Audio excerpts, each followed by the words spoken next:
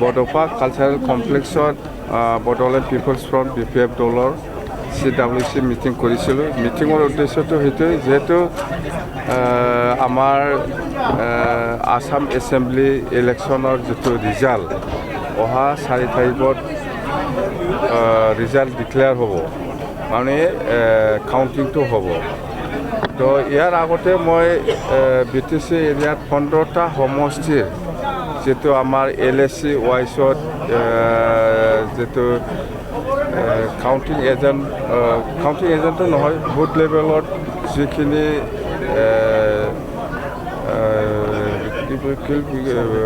Survey, booth লেভেলৰ যিটো survey, সেইটো আমি ৰিপৰ্ট লৈছিলোঁ ইলেকশ্যন ষ্টেণ্ডিং কমিটিৰ প্ৰেচিডেণ্ট ছেক্ৰেটাৰীসকলৰ পৰা।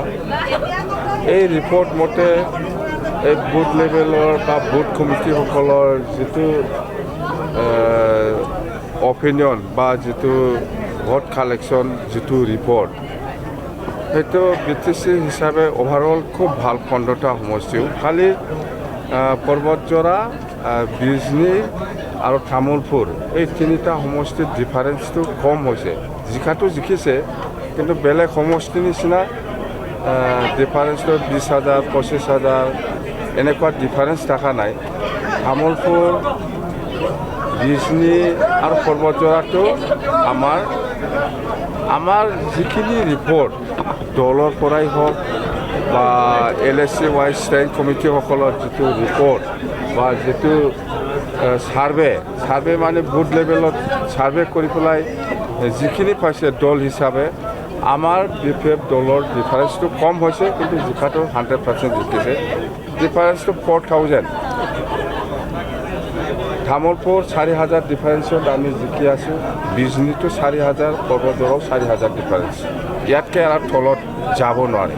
মই বাৰে বাৰে সুধিছিলোঁ আমাৰ দলৰ কৰ্মীসকলক বা ষ্টেণ্ডিং কমিটিৰ প্ৰেচিডেণ্ট ছেক্ৰেটাৰী বা ব্লক লেভেলত যিখিনি আমাৰ লিডাৰ্ছসকল আছে, সিহঁতক মই বাৰে বাৰে ৰিপৰ্ট লৈছোঁ। বিশেষ কৰি পৰ্বতজৰা, তামোলপুৰ আৰু বিজনীটো মই বাৰে বাৰে ৰিপৰ্ট লৈছোঁ যে ইহঁতে কোনো পৰ্যায় মিছ নহ'ব, ডিফাৰেঞ্চ কম হ'ব পাৰে, কিন্তু জিকাটো 100%। এইকাৰণে ইহঁতে যিমান যি হ'লেও 4,000 ডিফাৰেঞ্চত আমাৰ NDA পাৰ্টি হিচাপে আমি জিকি আছোঁ। তামোলপুৰতো জিকি আছোঁ, যিটো সন্দেহ কৰি আছিল, বিজনীতো জিকি আছোঁ, যিটো সন্দেহ কৰি আছিল, পৰ্বতজৰাটো জিকি আছে, যিটো সন্দেহ কৰি আছিল। বেলেগ সমষ্টিবিলাকতো ক'ব লগা নাইয়ে। খালি এই 3টা সমষ্টিটো অলপ মানুহসকলৰ যিখিনি অপিনিয়ন, বাহিৰৰ পৰা যিখিনি অপিনিয়ন বা যিখিনি মতামত মই পাই আছিলোঁ যে ভাল নহয় এই 3টা সমষ্টিতে। কিন্তু আজি মই প্ৰেক্টিকেলি আমাৰ দলৰ কৰ্মীৰ পৰা যিখিনি ৰিপৰ্ট লৈছে, এইটো 100%। কোনো চিন্তা নাই। BTC অঞ্চলৰ 15টা সমষ্টিটো 15টাও চুক বা ডিভিশ্যন। খালি এই 3টা সমষ্টিটোৰ ডিফাৰেঞ্চটো কম। ওভাৰঅল NDA হিচাপে স্যাৰ, ওভাৰঅল NDA হিচাপে স্যাৰ, ওভাৰঅল NDA হিচাপে 80+ অল আসাম 80+। এক্সিট পল কিছুমান এক্সিট পল নহয়, আপোনালোকৰ যেনিবা বহুত চেনেলে বা বহুত গাৰ্জেনসকলে বহুত নিজৰ অপিনিয়ন মতামতটো দি আছে, যিখিনি ছাৰ্ভে কৰি পেলাই পাইছে। ইহঁতে কি ধৰণৰ ছাৰ্ভে কৰিছে ইহঁতৰ কথা।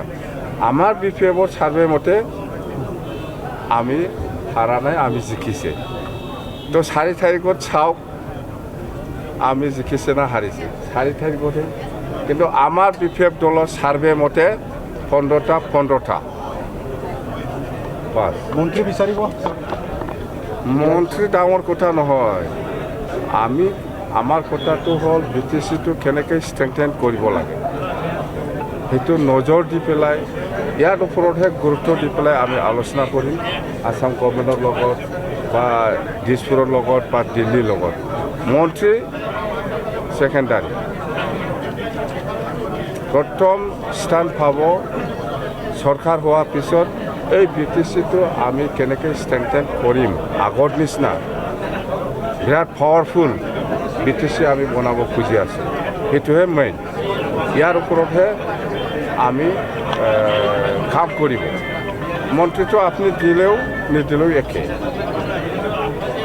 এই মন্ত্ৰী ডাঙৰ কথা নহয়, BTCটো ষ্ট্ৰেংথেন কৰাটোৱে আচল আমাৰ দলৰ ভিতৰে আলোচনা কৰিছে মন্ত্ৰী ডাঙৰ কথা নহয় মন্ত্ৰীটো দিলে ল'ম নিদিলে নাই কিন্তু BTCটো আসল BTCটো আগৰ নিচিনা ষ্ট্ৰেংথেন কৰিব লাগে এইটোৱে মেইন এজেণ্ডা